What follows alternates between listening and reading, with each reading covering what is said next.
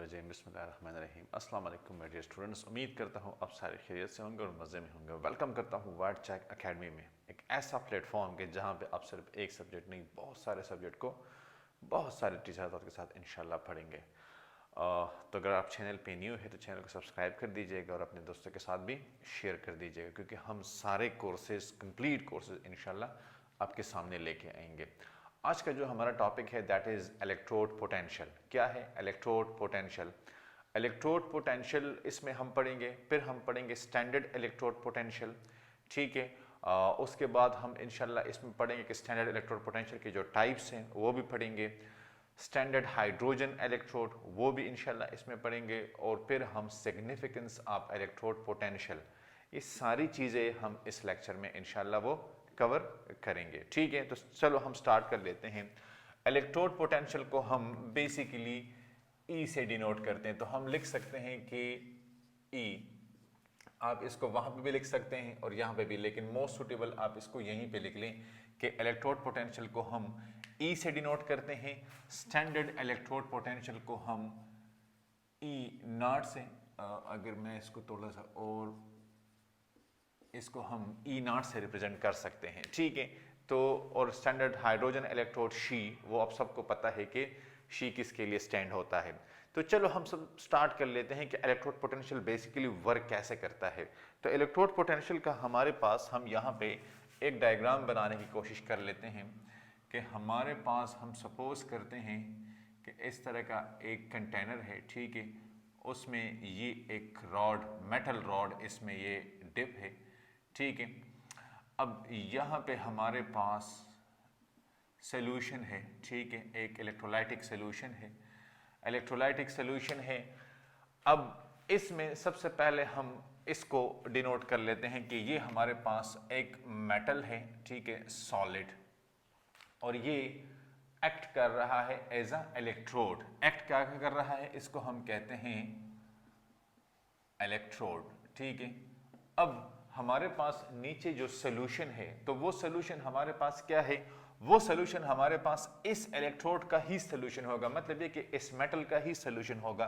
तो अगर ये मेटल सॉलिड फॉर्म में है तो ये सोल्यूशन हमारे पास N पॉजिटिव, M और N पॉजिटिव, N कोई भी वैल्यू है, ठीक है, 1 है, 2 है, और ये पॉजिटिव हमारे पास है, मतलब ये है कि एक कैटाइन है।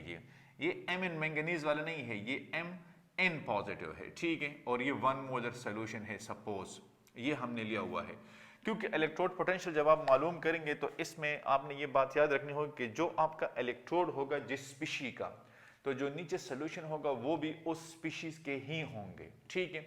मतलब यह है कि जिसका आपके पास इलेक्ट्रोड बनेगा उसी स्पीशीज के आपके पास वो क्या होंगे, आयंस भी होंगे। तो ये आपने एक चीज इसमें याद रखनी है, ठीक है। ये हमारे पास आ गया है सबसे पहले, इसका मतलब जो कंस्ट्रक्शन है उस पर हमने बात की। अब हम इसमें जो है ना वो जब बात करेंगे तो वो ये है कि हमारे पास ये, अगर हम सपोज कर लेते हैं कि एक इलेक्ट्रोड और है हमारे पास, ताकि फिर कंपैरेटिवली एनालिसिस में आपको ज्यादा इसमें वो ये कंसेप्ट समझ में आ जाएगा। एक हमने यहाँ पे एक दूसरा इलेक्ट्रोड ले लिया है, ठीक है, इसमें भी ये हमारे पास ये एक दूसरा इलेक्ट्रोड है, और ये भी, इसका भी इलेक्ट्रोलाइटिक सोल्यूशन है। सेम कंस्ट्रक्शन उसकी भी है, क्या है, सेम कंस्ट्रक्शन उसकी भी है। यहाँ पे भी ये मेटल सॉलिड फॉर्म में है, ठीक है, और N पॉजिटिव 1 मोलर, ठीक है। यहाँ पे भी इसी तरह का ये सेम आ रहा है हमारे पास। अब ये दो जो मैंने डिफरेंट इलेक्ट्रोड ड्रॉ किए हैं, इसका मैं समझाने का मेरा मकसद क्या है कि मैं किस तरह आपको मतलब ये क्लेरिफाई कर सकता हूं। अब सपोज कर लेते हैं कि ये इलेक्ट्रोड मेरे पास काम कर रहा है क्या, एज अ एनोड। ये इलेक्ट्रोड मैंने ले लिया है एज अ एनोड। एनोड पे आपको पता है कि ऑक्सीडेशन होती है, क्या होती है, ऑक्सीडेशन होती है। और यहां पे ये मैंने ले लिया है एज अ कैथोड, और कैथोड पे हमारे पास रिडक्शन होती है, क्या होती है, रिडक्शन, ठीक है। अब ये मैं दोनों चीजें अब डिस्कस कर रहा हूं कि एक मैंने कैथोड लिया और एक मैंने एनोड लिया है। सेम मतलब कंस्ट्रक्शन वगैरह इसमें सारी चीजें सेम हो रही है, कोई डिफरेंस इसमें नहीं है। तो फिर अब जब इसका मैं रिएक्शन लिखूंगा कि इसका जो केमिकल रिएक्शन होगा वो रिएक्शन होगा मेरे पास ये आएगा कि एनोड ऑक्सीडेशन का मैं लिख देता हूं, ठीक है। तो ऑक्सीडेशन का ये मेरे पास रिएक्शन क्या आएगा, M solid, it will give us N positive plus N electron, ये N इलेक्ट्रॉन लीव कर रहा है, ठीक है। तो फिर इसका रिएक्शन क्या आएगा, तो इसका रिएक्शन होगा कैथोड रिडक्शन, ठीक है। इसका रिएक्शन होगा कि M ये N positive plus N electron M solid, ठीक है। एक रिडक्शन है और एक हमारे पास ऑक्सीडेशन है। अब इस रिएक्शन को आप देखो, इसी रिएक्शन से आपको मैं ये पूरा टॉपिक क्लेरिफाई कर देता हूं। इस रिएक्शन का मतलब ये है कि ये मेटल हमारे पास क्या कर रहा है, ये मेटल हमें दे रहा है Mn+, मतलब ये स्पीशी ये इस इलेक्ट्रोलाइटिक सॉल्यूशन में हमें दे रहा है, जिससे ये सॉल्यूशन क्या हो गया है, ये पॉजिटिव बन गया है। क्या बन गया है, पॉजिटिव। और जो इलेक्ट्रॉन हमारे पास आते हैं तो ये इलेक्ट्रॉन एक्युमुलेट हो जाते हैं यहां पे, ये इलेक्ट्रॉन एक्युमुलेट हो जाते हैं इस इलेक्ट्रोड पे। देखिए गौर से मेरी बात सुने, इस रिएक्शन के मुताबिक जब ये ऑक्सीडेशन हो रही है तो ये metal electrode Mn positive create कर रहा है। ये Mn पॉजिटिव इस सॉल्यूशन को पॉजिटिव बना देते हैं। क्या बना देते हैं, पॉजिटिव बना देते हैं। और ये जो इलेक्ट्रॉन इस सॉल्यूशन में रिलीज हो रहे हैं तो ये नेगेटिवली चार्ज पार्टिकल है, लिहाजा ये एक्युमुलेट हो जाते हैं इस इलेक्ट्रोड पे, जिससे ये पूरा इलेक्ट्रोड नेगेटिव बन जाता है। क्या बन जाता है, नेगेटिव बन जाता है। अब मेरे पास ये सॉल्यूशन पॉजिटिव है और ये इलेक्ट्रोड मेरे पास क्या है, नेगेटिव है। मतलब है कि सॉल्यूशन पॉजिटिव है और इलेक्ट्रोड क्या है हमारे पास, इलेक्ट्रोड हमारे पास है नेगेटिव। एक तो ये मेरे पास फिनोमेना है। आपको आगे समझ देखें, बड़ा सिंपल है कि ये जो मेटल इलेक्ट्रोड है अकॉर्डिंग टू दिस रिएक्शन, ये मेटल इलेक्ट्रोड मेरे पास इलेक्ट्रॉन रिलीज कर रहे हैं और Mn पॉजिटिव में कन्वर्ट हो रहा है। जब ये Mn पॉजिटिव इस इलेक्ट्रोलाइटिक सॉल्यूशन में मतलब कंबाइन होगा तो ये इस सॉल्यूशन को पॉजिटिव बना देगा। हम कहते हैं कि सॉल्यूशन पॉजिटिव है। यहां पे जो इलेक्ट्रॉन रिलीज हो रहे हैं ये इलेक्ट्रॉन आके इसके ऊपर एक्युमुलेट हो जाते हैं, इसके ऊपर जमा हो जाते हैं, ठीक है। और इस इलेक्ट्रोड को ये नेगेटिव बनाते हैं। तो एक सॉल्यूशन पॉजिटिव है और इलेक्ट्रोड नेगेटिव है। एक ये तो मेरे पास फिनोमेना आ गया है, ठीक है। अब सेकंड मेरे पास क्या है, सेकंड मेरे पास है यहां पे हम कहते हैं कि हमारे पास ये जो Mn पॉजिटिव है, ये जो Mn पॉजिटिव है, वो मैंगनीज वाली आदत पड़ गई तो हम इसको वही लिख लेते हैं। Mn पॉजिटिव इस पे आ जाता है। क्या आ जाता है, Mn पॉजिटिव इसके ऊपर आ जाता है और ये क्या करता है, ये इलेक्ट्रॉन को एक्सेप्ट करके ये M सॉलिड बन जाता है। तो जब ये इलेक्ट्रॉन को एक्सेप्ट करके मतलब ये कि M सॉलिड बनता है तो लिहाजा यहां पे ये पॉजिटिव है तो ये इसको क्या पॉजिटिव बना देते हैं, ये इस इलेक्ट्रोड को पॉजिटिव बना देते हैं। तो फिर पीछे क्या रह जाता है, पीछे इलेक्ट्रॉन रह जाते हैं। तो लिहाजा ये जो सॉल्यूशन है तो in this case solution is negative and electrode is positive। देखिए यहां पे सॉल्यूशन पॉजिटिव है, इलेक्ट्रोड नेगेटिव है, वहां पे सॉल्यूशन नेगेटिव है, इलेक्ट्रोड पॉजिटिव है। अब आपको समझ आ रहा है कि it is actually the potential difference created. देखें, the potential difference created between what solution and electrode। मतलब इलेक्ट्रोलाइटिक सॉल्यूशन, यहां पे आप लिख सकते हैं कि इलेक्ट्रोलाइटिक सॉल्यूशन, इलेक्ट्रोलाइटिक सॉल्यूशन, ये भी इलेक्ट्रोलाइटिक सॉल्यूशन है, ठीक है। ये भी हमारे पास इलेक्ट्रोलाइटिक सॉल्यूशन है। ये जो पोटेंशियल डिफरेंस क्रिएट हुआ है इलेक्ट्रोलाइटिक सॉल्यूशन और इलेक्ट्रोड के दरमियान, इलेक्ट्रोलाइटिक सॉल्यूशन और इलेक्ट्रोड के दरमियान, इसी पोटेंशियल डिफरेंस को हम क्या कहते हैं? बोलें, इसी पोटेंशियल डिफरेंस को हम कहते हैं, yes, what? The potential difference between electrolytic solution and electrode is called electrode potential, is called electrode potential. ये मेरे पास जो इलेक्ट्रोड पोटेंशियल आया, ये इलेक्ट्रोड पोटेंशियल मेरे पास कहां से आया? यस, ये इलेक्ट्रोड पोटेंशियल मेरे पास कंप्लीटली आया है जो इलेक्ट्रोलाइटिक सॉल्यूशन है और जो मेरे पास इलेक्ट्रोड है, उन दोनों के डिफरेंट चार्ज की वजह से। देखिए, हमने कहा था कि यहाँ पे ये मेटल सॉलिड इलेक्ट्रॉन को रिलीज करके Mn पॉजिटिव बनाता है, जिससे ये सॉल्यूशन पॉजिटिव बन जाता है और ये इलेक्ट्रॉन एक्युमुलेट हो जाते हैं इस इलेक्ट्रोड पे। ये नेगेटिव और सॉल्यूशन पॉजिटिव, तो negative electrode electrolytic positive solution के दरमियान एक पोटेंशियल डिफरेंस क्रिएट हुआ।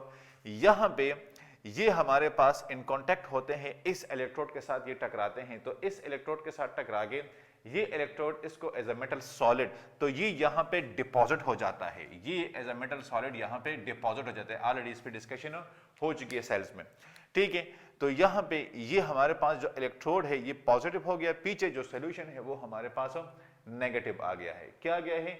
नेगेटिव आ गया है। तो यहाँ पे ये Mn पॉजिटिव M बन जाते हैं, यहाँ पे ये Mn पॉजिटिव बन जाता है, मतलब ये कि ये सॉलिड फॉर्म से इक्वस फॉर्म में आ जाता है और ये इक्वस फॉर्म से सॉलिड फॉर्म में चले जाते हैं। अब इन दोनों के दरमियान, तो अब देखिए सॉलिड और मतलब ये है कि M और Mn पॉजिटिव का डिफरेंस, यहाँ पे Mn और M पॉजिटिव का डिफरेंस, तो ये जो डिफरेंस इनके दरमियान आता है ये बेसिकली क्या होता है हमारे पास? ये हमारे पास होता है इलेक्ट्रोड पोटेंशियल। क्या होता है? Electrode potential. In this case अगर आपसे कोई पूछे कि यहाँ पे इसका जो कंसंट्रेशन होगा Mn पॉजिटिव का वो क्या होगा, तो आप हमेशा कह देना कि यहाँ पे, ये मैं यहाँ पे लिख लेता हूं कि the concentration of Mn positive will decrease. Definitely जब ये सॉलिड में कन्वर्ट हो रहे, मतलब ये कि वहां पे M सॉलिड में कन्वर्ट हो रहे हैं, तो with the passage of time इसका जो कंसंट्रेशन होगा वो क्या होगा? वो डिक्रीज होगा।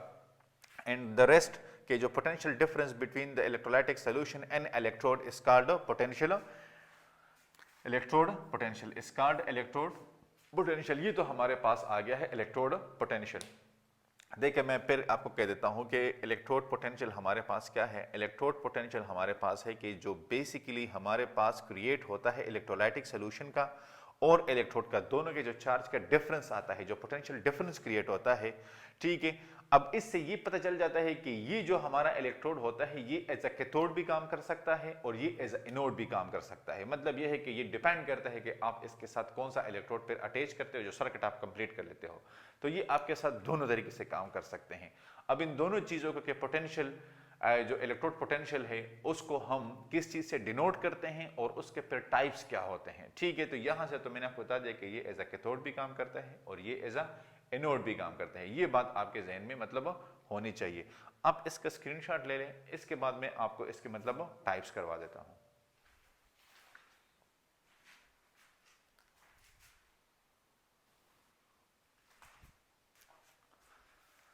अच्छा, तो अब हमने जो बात की थी कि हमारे पास यहाँ पे हम कह देते हैं कि जो इलेक्ट्रोड पोटेंशियल होता है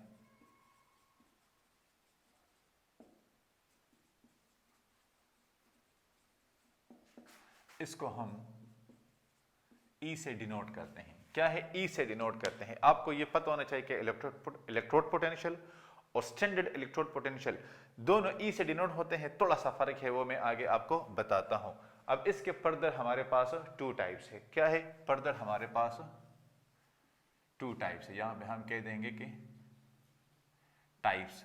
तो जो पहला वाला टाइप है हमारे पास, उसको हम कहते हैं कि ऑक्सीडेशन पोटेंशियल। मतलब ये है कि ये इलेक्ट्रोड पोटेंशियल हमारे पास एज ऑक्सीडेशन भी काम करता है और एज अ रिडक्शन भी काम करता है। ये जो हमारा इलेक्ट्रोड होता है तो वो ऑलरेडी हमने दो जो मतलब बनाए थे, ठीक है, स्ट्रक्चर, एक में एज अ कैथोड काम करता है और दूसरे में एज अ एनोड काम करता है। तो ये आपको पता होना चाहिए, ठीक है। तो यहाँ पे ये है हमारे पास ऑक्सीडेशन पोटेंशियल। क्या है? Oxidation potential. और नेक्स्ट हमारे पास है बी, रिडक्शन पोटेंशियल। क्या है? Reduction potential. Reduction potential, oxidation potential and reduction potential, ये दोनों हमारे पास इसके टाइप्स आ जाते हैं। अब इसके रिएक्शन पर हम कैसे लिखेंगे, इसको डिफरेंशिएट हम कैसे करेंगे? तो ये हमारा हो जाएगा कि ई ऑक्सीडेशन, हम लिख लेंगे कि ई ऑक्सीडेशन, ठीक है। तो इसका फिर हम रिएक्शन कैसे मतलब डिनोट कैसे करेंगे? तो ये हमारा हो जाएगा कि एम सॉलिड और ये हमारे पास एम एन पॉजिटिव इक्वल्स, ये हमारा ऑक्सीडेशन के लिए होगा। सिमिलरली ई हमारा रिडक्शन के लिए क्या होगा? तो M N positive M solid, तो इक्वस और सॉलिड, ये दोनों फिर हमारे पास इसके जो डिफरेंस है वो आ जाते हैं कि सॉलिड और इक्वस। अब इसके रिएक्शंस अगर हम लिखना चाहें तो रिएक्शन कैसे लिखेंगे? आप कहेंगे कि सर ये तो आपने एम से मतलब कर दिया है, लेकिन अगर मुझे वो मतलब कोई मेटल दे देते हैं फिर मैं कैसे करूंगा? डोंट वरी, इसका जो मेरे पास रिएक्शन आएगा तो इसका रिएक्शन मेरे पास होगा कि अगर मैं करना चाहूं ई जिंक के लिए, तो ई जिंक ये मेरे पास आ रहा है और ये आ जाएगा +2 इक्वस और ये सॉलिड, ठीक है। और दूसरे का तो वो मैं कॉपर के लिए कर सकता हूं कि कॉपर का मेरे पास किस तरह आएगा, ठीक है। लेकिन चलो पहले हम ऑक्सीडेशन के लिए कर लेते हैं। तो इसका जो रिएक्शन मेरे पास होगा वो होगा कि जिंक, ठीक है। अब ये जिंक क्या कर रहा है? जिंक मेरे पास Zn+2 and 2 electron it will give away, 2 electron it will give away। तो ये मैंने मतलब ये है कि जिंक के लिए लिख दिया। अब सिमिलरली मैं कॉपर के लिए भी लिख सकता हूं। तो कॉपर के लिए मैं कैसे लिख सकता हूं? तो ये मेरे पास आ जाएगा कि ई रिडक्शन, तो Cu+2 इक्वल्स और ये मेरे पास आ जाएगा कॉपर। तो इसका फिर रिएक्शन मेरे पास क्या होगा? तो इसका रिएक्शन होगा +2 2 इलेक्ट्रॉन और ये कॉपर सॉलिड में, इक्वल से सॉलिड में ये चेंज हो जाता है। तो एक मेरे पास ये मेरा रिएक्शन आ गया है और एक मेरे पास ये रिएक्शन आ गया है। तो मतलब ये है कि ये एज ऑक्सीडेशन और रिडक्शन दोनों तरीके से काम कर सकते हैं। तो ये तो मेरे पास इसके फिर जो है ना वो फर्दर क्या आ जाते हैं? टाइप्स। अब अगर हम इसी इलेक्ट्रोड पोटेंशियल को मेजर करना चाहें तो यहां पे अगर मैं लिख लूं कि to measure electrode potential at standard condition, at standard condition. अब अगर मैं इसको स्टैंडर्ड कंडीशन पे लूंगा तो इसको मैं क्या कहूंगा? तो मैं कहूंगा कि मेरे पास जो इलेक्ट्रोड पोटेंशियल होगा उसको फिर हम कहते हैं कि standard electrode potential. So it will call standard electrode potential, standard electrode potential. ये मेरे पास आ गया है स्टैंडर्ड इलेक्ट्रोड पोटेंशियल। और अब स्टैंडर्ड इलेक्ट्रोड पोटेंशियल को मैं किस चीज से डिनोट करता हूं? तो इसको मैं डिनोट करता हूं E विद 0, ठीक है। ये इसका जो पावर में 0 आता है, आप इसको कोई भी नाम दे दें, उससे हम डिनोट करते हैं। और वो स्टैंडर्ड कंडीशंस क्या होंगी कि जिस पे मेरे पास जब मैं इलेक्ट्रोड पोटेंशियल को मेजर करूंगा तो वो मेरे पास स्टैंडर्ड इलेक्ट्रोड पोटेंशियल कहलाएगा। तो प्रेशर होगा 1 बार, ठीक है। टेम्परेचर होगा 25 डिग्री सेंटीग्रेड या 298 केल्विन और कंसंट्रेशन होगी मेरे पास 1 मोलर की, ठीक है। इन कंडीशन पे मैं जब भी इलेक्ट्रोड पोटेंशियल मेजर करना चाहूंगा तो वो मेरा होगा स्टैंडर्ड इलेक्ट्रोड पोटेंशियल। क्या होगा? Standard electrode potential. अब मैं फर्दर स्टैंडर्ड इलेक्ट्रोड पोटेंशियल की भी आपको टाइप्स बताता हूं। मैं आपको स्टैंडर्ड इलेक्ट्रोड पोटेंशियल की वो मेरे पास किस तरह टू टाइप्स का वो बिहेव कर सकता है। तो आप इसका स्क्रीनशॉट ले लें, इसके बाद मैं आपको वो करवाता हूँ। ये तो मेरे ख्याल में आपको समझ आ गई होगी कि इलेक्ट्रोड पोटेंशियल के हमारे पास फिर टू टाइप्स हैं, ठीक है, oxidation potential and reduction potential. Oxidation potential को मैं कैसे एक्सप्रेस करूंगा, रिडक्शन पोटेंशियल को मैं कैसे एक्सप्रेस करूंगा, इसके रिएक्शन मेरे पास क्या होगा, जिंक के लिए क्या है और कॉपर के लिए क्या है। तो होपफुली यहां तक आपको क्लियर होगा। आप इसका स्क्रीनशॉट ले लें, इसके बाद में आपको स्टैंडर्ड इलेक्ट्रोड पोटेंशियल के टाइप्स बताता हूं।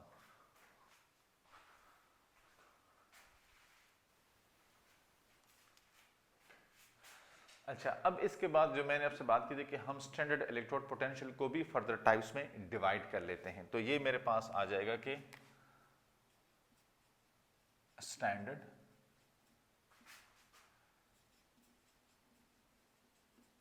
Electrode potential E not. अब इसको मैं कैसे एक्सप्रेस कर सकता हूं, तो जिस तरह हमने उसके टाइप्स पढ़े थे, इसके भी हमारे पास फिर क्या आते हैं, टाइप्स आते हैं, ठीक है। तो ये मैं ए यहां पे आ जाएगा टाइप्स और बी यहां पे आ जाएगा। तो इसमें एक नंबर पे हमारे पास है कि ऑक्सीडेशन, ठीक है, ऑक्सीडेशन स्टैंडर्ड इलेक्ट्रोड पोटेंशियल। तो E नॉट ऑक्सीडेशन, मेरे ख्याल में अब पूरा लिखने की जरूरत नहीं है कि ऑक्सीडेशन हमारे पास इसकी किस तरह होगी, ठीक है। और ये मेरे पास E नॉट रिडक्शन, ये किस तरह होगा। अब देखिए दोनों के लिए मैं रिएक्शन लिख सकता हूं। इसका रिएक्शन हमारे पास आएगा कि E नॉट, तो E नॉट मेरे पास क्या होगा, E नॉट मेरे पास होगा कि जो मेरा M सॉलिड है वही एक जनरल एग्जाम्पल को लेके चलते हैं तो आपको समझने में आसानी होगी इक्वस फॉर्म में। और यहाँ पे जो E नॉट है तो वो मेरे पास होगा Mn पॉजिटिव इक्वस और M सॉलिड फॉर्म में, ठीक है। ये तो इसके फिर जनरल रिएक्शन आ गए हैं।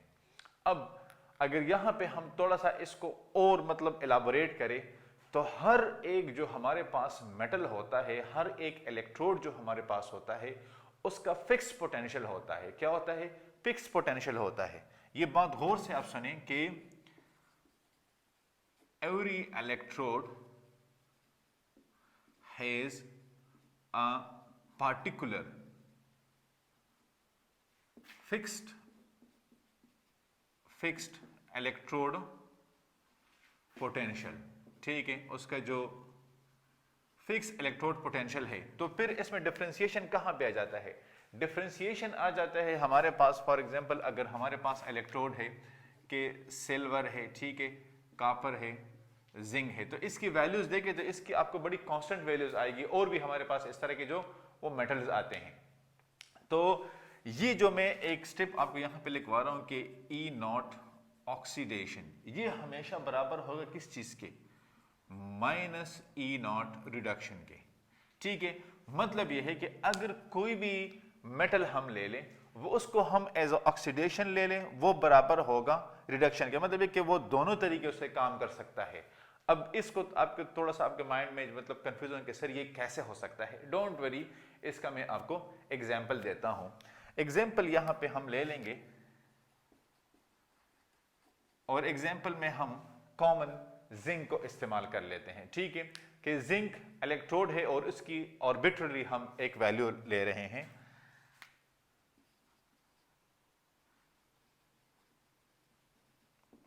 ठीक है। और ये जो वैल्यू हम ले रहे हैं तो ये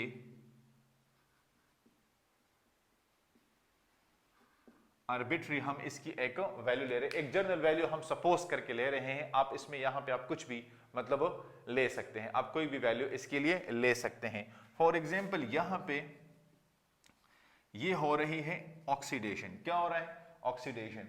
तो जिंक मेरे पास है कि जिंक से ये जिंक +2 में आ रहा है, सॉलिड फॉर्म से इक्वस फॉर्म में आ रहा है।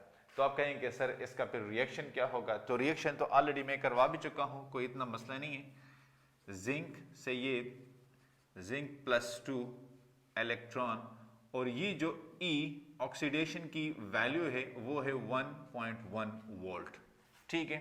सिमिलरली इसका जो रिडक्शन हो रहा है, तो ये जिंक +2 से जिंक सॉलिड में इक्वल से सॉलिड में, तो मतलब ये कि zinc +2 2 electron zinc solid form में, और E रिडक्शन -1.1 वोल्ट। अब देखिए वो प्लस थी वैल्यू, ठीक है, ये हमारे पास माइनस है, इसको देखें। अब ये मैंने कहां से लिखा है, तो ये मैंने इस इक्वेशन से लिखा है। कहां से? इस इक्वेशन के कि सेम मेरे पास एक इलेक्ट्रोड आ रहा है, वो एज अ प्लस भी आ रहा है, वो एज अ माइनस भी आ रहा है। मतलब ये है कि वो दोनों तरीकों से मेरे पास काम कर सकते हैं। उसकी जो वैल्यू होगी वो कांस्टेंट रहेगी, सिर्फ सिंबल उसका जो है ना वो चेंज हो जाएगा। तो जो E oxidation is equal to -E reduction, मतलब ये कि ये अगर ऑक्सीडेशन आ जाएगा तो ये हो जाएगा एज अ रिडक्शन, क्योंकि इसका फिर हमने रेफरेंस करना है किसी और इलेक्ट्रोड के साथ। अच्छा, नेक्स्ट भी एक एग्जांपल और भी करवा लूं। ये मैंने एक और भी, ये आ जाएगा फॉर कॉपर। कॉपर के लिए भी हम कर सकते हैं। तो देखिए कॉपर का मेरे पास क्या है, पहले कॉपर का मेरे पास रिडक्शन है कि E0 रिडक्शन। तो ये मेरे पास आ रहा है किस चीज से? कॉपर +2 सॉलिड से क्या हो जाएगा? इक्वस, सॉलिड से इक्वस हो जाएगा। रिएक्शन अब आपको मेरे ख्याल में इसका क्लियर होगा कि मतलब ये 2 इलेक्ट्रॉन लूज करेंगे और इसकी जो वैल्यू होगी, ठीक है, कि वो -2.1 वोल्ट क्या हो जाएगी? -2.1 वोल्ट। और फिर इसका जो E ऑक्सीडेशन होगा, ठीक है, तो वो मेरे पास होगा +2 इक्वल से कॉपर सॉलिड का, ठीक है, और इसकी जो वैल्यू आएगी वो मेरे पास होगी +2.1 वोल्ट, ठीक है, +2.1 वोल्ट। ये मैंने जर्नल वैल्यूज लिए हैं, ठीक है। आप फिर बुक से, नोट्स वगैरह से इसकी जो एग्जैक्ट वैल्यू है वो आप फिर नोट कर लें, क्योंकि इनकी वैल्यूज फिक्स्ड होती है। ये मैंने जस्ट ट्राई किया कि आपको मैं ये मतलब ये है कि अगर एक ही इलेक्ट्रोड एज अ मतलब कैथोड आता है या एनोड आता है तो फिर उसका किस तरह वो सिंबॉलिकली चेंज आ जाता है, फिर वहां पे आप कंफ्यूज ना हो, ठीक है। तो यहाँ पे कि ये जो हर एक की हमारे पास वैल्यू फिक्स होती है, तो फिर हम आगे मतलब ये है कि ओवरऑल जो वैल्यू होगी, जो डिफरेंशिएशन होगा किसी भी 2 इलेक्ट्रोड्स का, वो कैसे हम, क्योंकि इस इलेक्ट्रोड को तो या हम एज अ एनोड ले सकते हैं या कैथोड ले सकते हैं, तो फिर आगे दूसरा इलेक्ट्रोड कहां से आएगा कि जहां से फिर हम इसकी वैल्यू को उसके साथ कंपेयर करें और हम एक नेट वैल्यू किसी भी उसके लिए, वो सेल वगैरह के लिए वो निकालें। तो इसके लिए फिर जरूरी है कि स्टैंडर्ड हाइड्रोजन इलेक्ट्रोड, इसकी वैल्यू हम उसके साथ कंपेयर करते हैं और फिर वहां से हम एक वैल्यू, एक पोटेंशियल डिफरेंस वहां से हम फिर निकालते हैं। तो आप इसका स्क्रीनशॉट ले लें, इसके बाद मैं आपको स्टैंडर्ड हाइड्रोजन इलेक्ट्रोड करवाता हूं।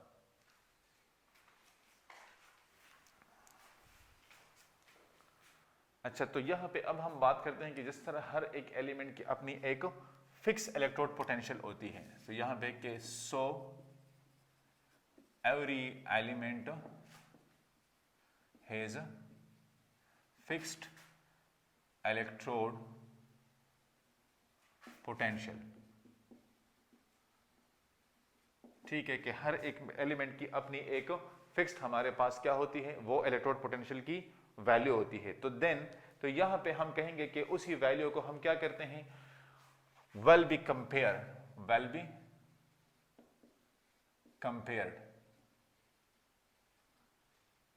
with what, with a she। अब स्टैंडर्ड हाइड्रोजन इलेक्ट्रोड कैसे काम करता है, ठीक है। तो स्टैंडर्ड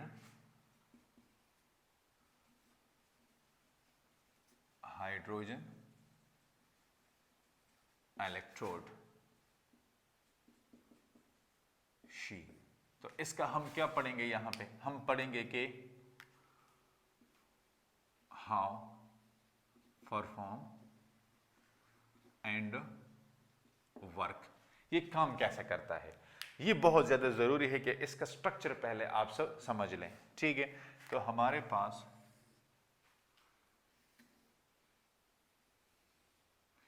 ये एक कंटेनर है और इस कंटेनर में हमारे पास यहां पे इलेक्ट्रोलाइटिक सॉल्यूशन है। आप H पॉजिटिव भी कह सकते हैं और HCl भी कह सकते हैं। ठीक है, ये हमारे पास मौजूद है और कितना है 1 मोलर का। यहाँ पे जो टेम्परेचर है हमारे पास वो है 298 केल्विन। कितना है 298 केल्विन। अब यहाँ पे इस पे एक इन्वर्टेड कंटेनर है। क्या है इन्वर्टेड कंटेनर।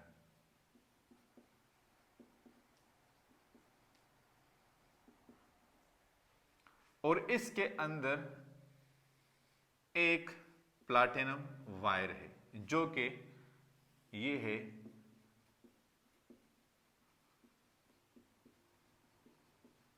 प्लैटिनम वायर है और ये प्लैटिनाइज हुआ है। ठीक है, क्या हुआ है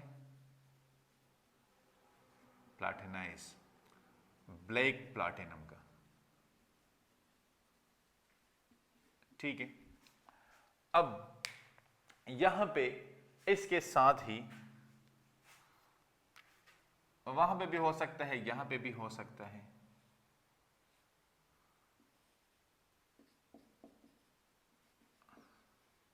H2 गैस। अब जब हम इससे करंट पास करते हैं तो ये बुलबुले बन जाते हैं। क्या बन जाते हैं बुलबुले इस कंटेनर के बाहर बन जाते हैं। यहां से जब हाइड्रोजन इसके अंदर आता है तो ये इसके ऊपर डिपॉजिट हो जाता है। क्या हो जाता है deposit.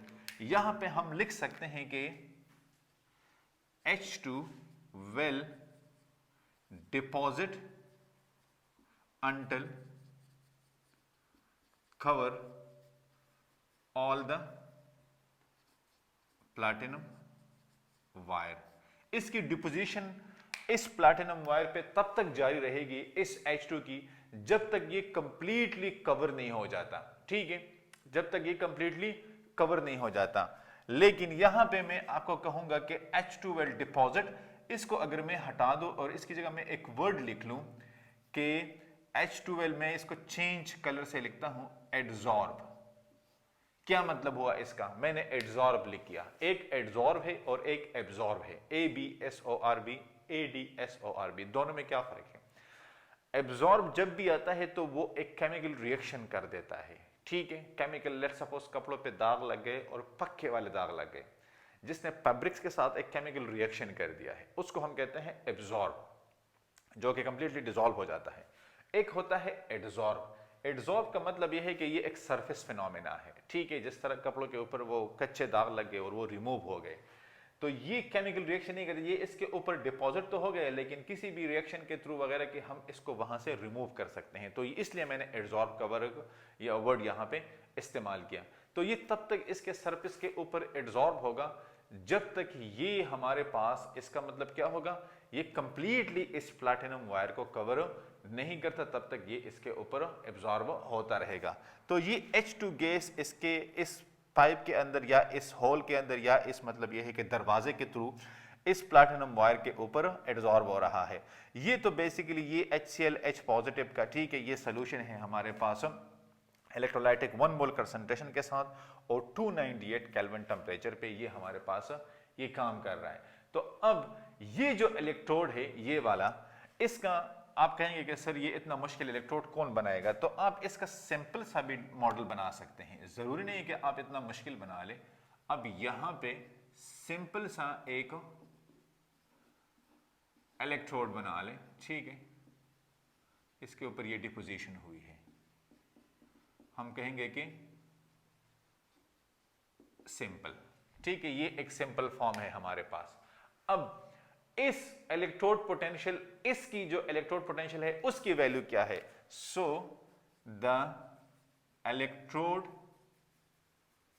Potential of SHE that is equal to 0। क्या होगी, वो 0 होगी। ये हमारे पास इसकी जो हाइड्रोजन की जो इलेक्ट्रोड पोटेंशियल की वैल्यू है वो हमारे पास क्या होगी, वो हमारे पास 0 होगी। इसीलिए तो हम इसको एज अ रेफरेंस इलेक्ट्रोड इस्तेमाल करते हैं। देखें, हम हाइड्रोजन को एज अ रेफरेंस इलेक्ट्रोड क्यों इस्तेमाल करते हैं, क्योंकि इसकी वैल्यू 0 है। रेफरेंस इलेक्ट्रोड मतलब लेट सपोज आप जाते हैं दुकानदार के पास और आप उससे कहते हैं कि 1 किलो की मुझे मतलब यह है कि शुगर दे दे सपोज, ठीक है।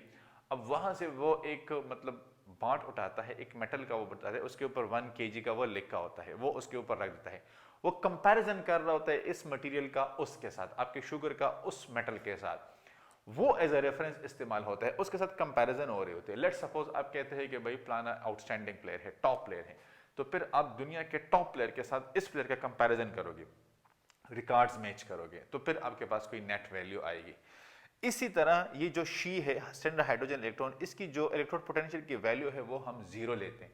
यही जीरो वैल्यू जब हम जिस तरह अभी पहले हमने जो इलेक्ट्रोड पढ़े हैं उसके साथ जब हम इसकी वैल्यू को मेजर करेंगे तो हमारे पास कोई नेट वैल्यू आती है।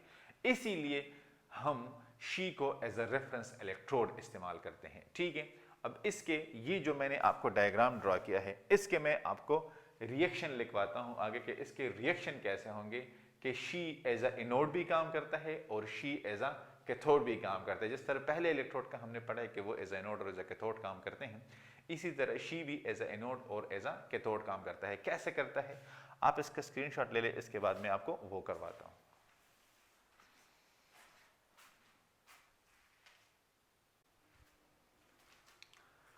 अच्छा, तो अब हमारे पास हम जब इसको कहते हैं कि स्टैंडर्ड हाइड्रोजन इलेक्ट्रोड दोनों तरीकों से काम करता है, तो ये किस तरह दोनों तरीकों से काम करता है, तो ये एज अ एनोड भी काम कर रहा होता है और एज अ कैथोड वर्क भी काम कर रहा होता है। ठीक है, एज एनोड भी काम कर रहा होता है और एज अ कैथोड भी काम कर रहा होता है। तो जो डायग्राम अभी हमने पढ़ा है तो उसमें एज अ एनोड और कैथोड दोनों कंडीशन में वहां पे रिएक्शन हो रहे हैं। क्या हो रहे हैं, रिएक्शन हो रहे हैं। तो वो रिएक्शन हम कैसे लिखेंगे, तो जब ये एज अ एनोड काम करेगा,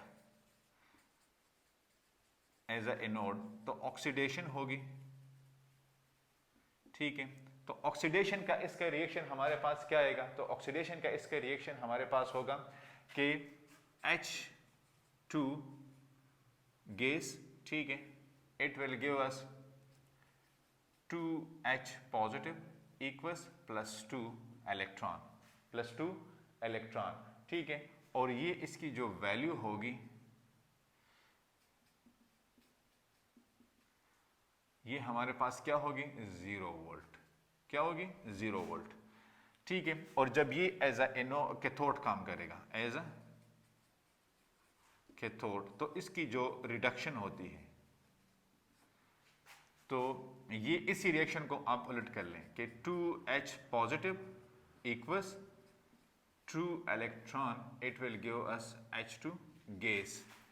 तो E, ठीक है, ये हमारे पास हो जाएगा H पॉजिटिव H2 और ये हो जाएगा 0 वोल्ट। क्या हो जाएगा, 0 वोल्ट। ठीक है, ये मेरे पास इसकी दोनों के लिए है, क्या आ गई है, वैल्यूज आ गई है।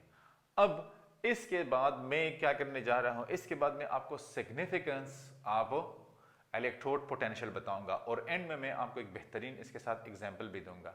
ठीक है, तो आप इसका स्क्रीनशॉट ले लें ताकि हम फिर स्टार्ट से ही उस टॉपिक को शुरू कर लें।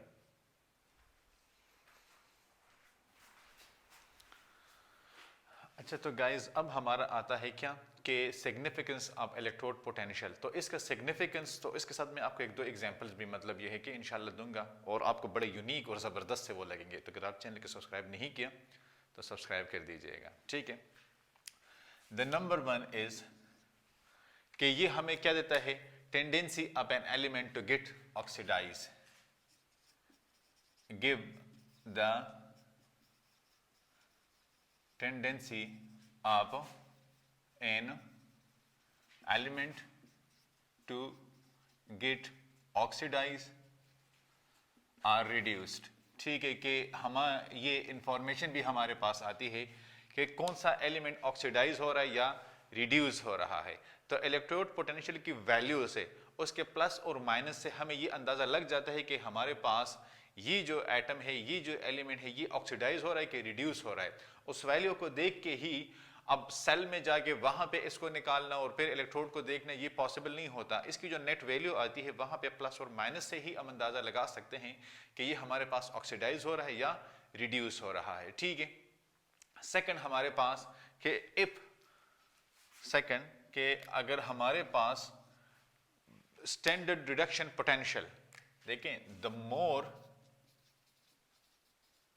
SRP, SRP क्या है? Standard reduction potential, reduction potential. तो इसका क्या मतलब हुआ? अगर ये हमारे पास ज्यादा है तो इसका मतलब ये है कि ये एलिमेंट, इसकी टेंडेंसी क्या है? More tendency to get reduce, more tendency to get reduce. तो अगर इसकी टेंडेंसी रिडक्शन की ज्यादा है, विल बी बेटर, क्या होगा? ऑक्सीडाइजिंग एजेंट होगा। क्या होगा? ऑक्सीडाइजिंग एजेंट होगा। ये बड़ा अहम है कि आपको यहां पे पता चल जाए कि ये ऑक्सीडाइजिंग एजेंट किस सूरत में होगा? अगर इसका SRP हाई होगा, इसका SRP हाई होगा। इसी पॉइंट को अगर हम उलट कर लें, ठीक है, और हम कहें कि the more SOP, the more SOP, standard oxidation potential, दोबारा लिखने की जरूरत नहीं है, या चलो स्टैंडर्ड, आप भी बाज़ों का तो लकीर के फकीर बन जाते हैं, स्टैंडर्ड ऑक्सीडेशन पोटेंशियल, ठीक है। So more tendency to get oxidise, to get oxidise, so will be better, will be better क्या होगा? रिड्यूसिंग एजेंट होगा। क्या होगा? रिड्यूसिंग एजेंट होगा, ठीक है। ये तो मेरे पास, अब मैं आपको एग्जांपल देता हूं, ठीक है। एग्जांपल हमारे पास है 4 एलिमेंट्स, 1 2 3 और 4। ये 4 एलिमेंट्स है। मैंने कुछ वैल्यूज लिखी है। वैल्यूज हमारे पास है कि E0, और ये क्या कर रहा है? ये M प्लस इक्वल से M सॉलिड में आ रहा है, नंबर 1। E सेकंड मेरे पास है, ये भी M प्लस इक्वल से M सॉलिड में आ रहा है। इसके बाद हमारे पास है 0, ठीक है, और ये मेरे पास M सॉलिड से M प्लस इक्वस में, और जो नेक्स्ट है E, वो भी M सॉलिड से M प्लस इक्वस में आ रहा है। अब मैं इसके नीचे कुछ वैल्यूज लिखता हूं। क्या लिखता हूं? वैल्यूज, ठीक है। अब 1.1 वोल्ट एलिमेंट B के लिए, 2.1 वोल्ट ये जनरल वैल्यू है, और इसके लिए 3.1 वोल्ट, और इसके लिए 4.1 वोल्ट, ये मैंने लिख किया। यहां पे आप देखें कि ये प्लस से 0 में आ रहा है, प्लस से 0 में आ रहा है, ठीक है। तो जब प्लस से ये 0 में आते हैं तो इसका रिडक्शन हुआ है। क्या हुआ है? रिडक्शन हुआ है। तो मैं कहूंगा कि ये मेरे पास है SRP। क्या है? SRP। तो सिमिलरली भी मेरे पास SRP है। क्या है? SRP है।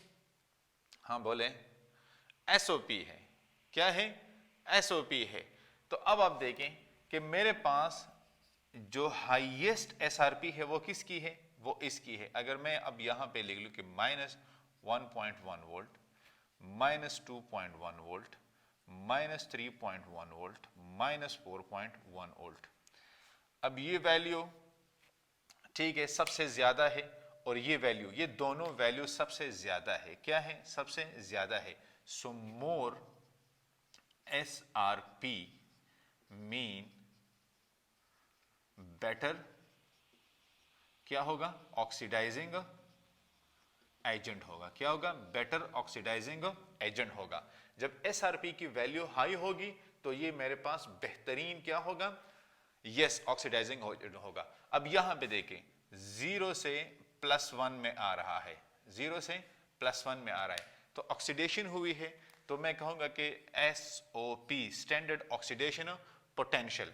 अब 1.1 वोल्ट, मैं कंफ्यूज नहीं कर रहा हूं आपको, 1, ताकि मैं वैल्यूज चेंज करूं, सेम आ रही है। 2.1 volt, 3.1 volt, 4.1 volt, -2.1 volt, -3.1 volt, -4.1 volt. अब देखिए, ये वैल्यू मेरे पास और ये वैल्यूज, ये दोनों हाई है। तो मैं यहां पे कहूंगा कि मोर standard oxidation potential better will be reducing agent, better will be reducing agent। ठीक है, तो ये मेरे पास आ जाता है कि मैं किस तरह ऑक्सीडाइजिंग और रिड्यूसिंग एजेंट को मालूम कर सकता हूं। इसके बाद मैं आपको एक और एग्जांपल देता हूं कि स्ट्रॉन्गेस्ट ऑक्सीडाइजिंग एजेंट को मैं कैसे मालूम कर सकता हूं अगर मुझे मतलब ये कुछ वैल्यूज दी गई है। ठीक है, आप इसका स्क्रीनशॉट ले लें। अच्छा, अब हम कहते हैं कि which one is a better oxidising agent, which one is better oxidising agent. अब हम ये मालूम करना चाहते हैं कि ऑक्सीडाइजिंग एजेंट हमारे पास बेहतरीन कौन सा है। हमें एग्जाम्पल दिए गए हैं कि E हमारे पास क्या है, E हमारे पास है A नॉट सॉलिड से क्या आ रहा है, A पॉजिटिव में।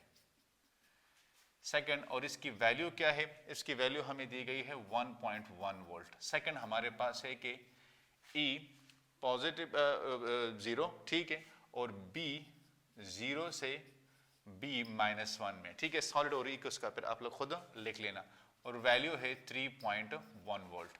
और थर्ड केस में हमारे पास है कि ये आ रहा है C से C प्लस से C0 में, C प्लस से C0 में, और वैल्यू क्या है, तो वैल्यू हमारे पास है कितनी, हाँ आप लोग बताएं कितनी वैल्यू है इसकी, है 4.1 वोल्ट, 4.1 वोल्ट। ठीक है, अब मैं कैसे मालूम कर सकता हूं कि मेरे पास इसमें ऑक्सीडाइजिंग एजेंट कौन सा है। तो सबसे पहले तो मेरे लिए जरूरी है कि मैं ये मालूम करूं कि SRP कहाँ पे है और SOP कहाँ पे है। तो इसको आप देखें, ये 0 से 1 में आ रहा है, तो ये तो SOP है।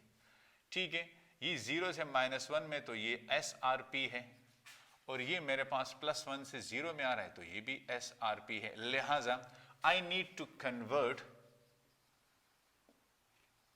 SOP टू SRP, मुझे इसको SRP में कन्वर्ट करना होगा। तो उसके लिए जरूरी है कि मैं इसको यहां पे इस तरह लिख लूं कि E नॉट, इसको गौर से देखें, A plus A negative solid equals, तो इसकी जो वैल्यू है वो 1 वोल्ट हो जाएगी। ठीक है, तो ये फिर वैल्यू, ये वैल्यू और ये वैल्यू, तीनों का मैंने कंपैरिजन किया। ठीक है, तो जब तीनों का मैंने कंपैरिजन किया तो हमारे पास ये वैल्यू हाई है, क्या है, high value. So better SRP, अगर हमारे पास SRP बेटर है, then greater oxidising agent, greater oxidising agent ये वाला होगा। कौन सा वाला होगा, ये वाला होगा। अब देखिए, मुझे 3 वैल्यूज दी गई हैं, ठीक है, A, B और C की। इन 3 वैल्यूज का मैंने पहले देखना है कि मेरे पास SRP और SOP कौन कौन से हैं। अगर मेरे पास 2 SOP और 1 SRP होता तो मैं उस SRP को SOP में चेंज कर देता, लेकिन यहाँ पे मेरे पास 2 SRP और 1 SOP है, लिहाजा I have to change SOP into the SRP। और इसको चेंज करते हुए फिर मैं क्या करूंगा, इसी वैल्यू को मैं फिर रिवर्स कर लूंगा, लेकिन यहाँ पे मैं इसके लिए ये मतलब सिंबॉलिक फॉर्म इसका ये लिख लूंगा, ये नोटेशन में इसका मतलब यहाँ पे लिख लूंगा।